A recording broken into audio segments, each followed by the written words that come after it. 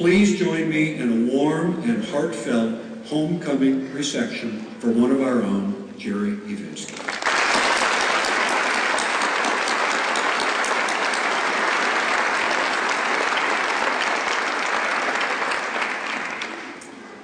Thank you, Dean Schmitz. I practice this line. It's a pleasure and an honor to be here. It is a pleasure and an honor to be here.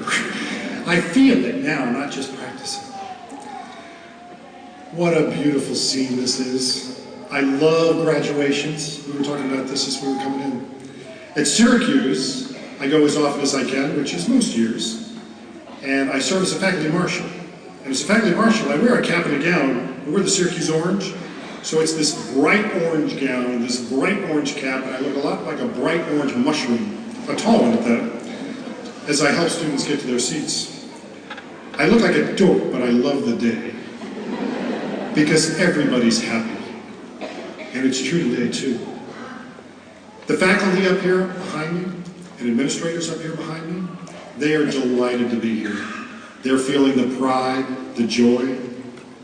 I hope each of you's come to know somebody on the faculty very well, because if you have, you know that person is thinking of you with pride and joy.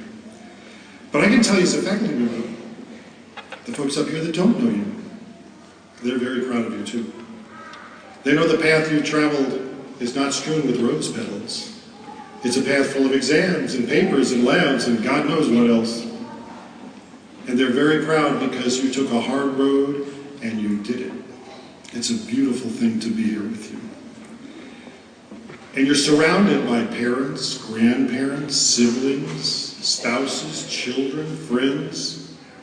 They are incredibly proud of you. They are so pleased to be here. Some of them are thanking the good Lord they lived to see this day. Some of them are on the edge of tears if they're not there yet. They saw you sweat. And in their hearts, they sweated with you. They saw you struggle, and I assure you, in their hearts, they struggled with you. They saw some of you wonder, can I do this? Am I going to make this? And in their hearts, and in their words sometimes, they said, you can do it. And you did. They are here feeling joy for you and feeling the joy with you. And you, I hope you're feeling it. You deserve to. You felt the sweat. You lived the struggle. You may have had the wonder, am I going to be able to do this? Can I make it? You did. I want you to take a moment to absorb the moment. It's not very often in life you get to graduate anything, and some people never get to graduate anything. And this is a big deal, a big moment. Take a moment to look around at all the other graduates, and all the people here to celebrate you, and all these folks up here that are proud of what you've accomplished, because you should remember this moment. Take a moment to absorb it.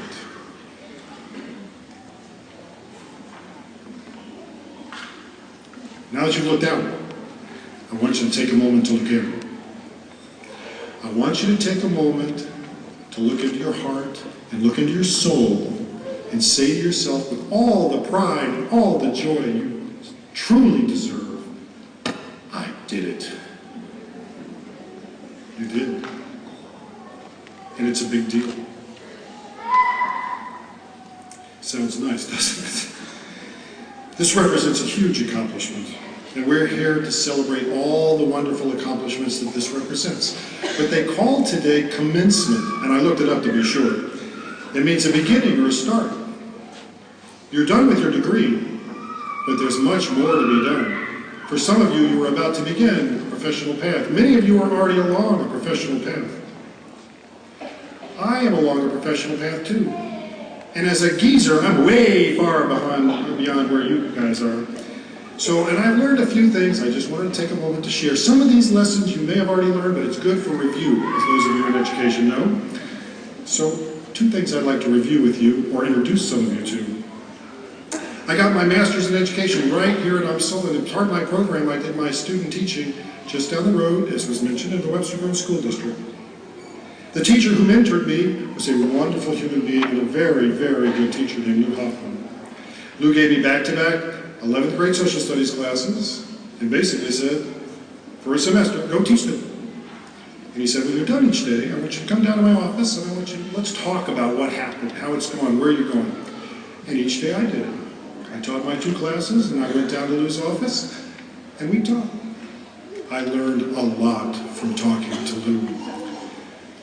Then there was the day I walked into his office and I said, I don't think I'm cut out to be a teacher. I don't think I can do this.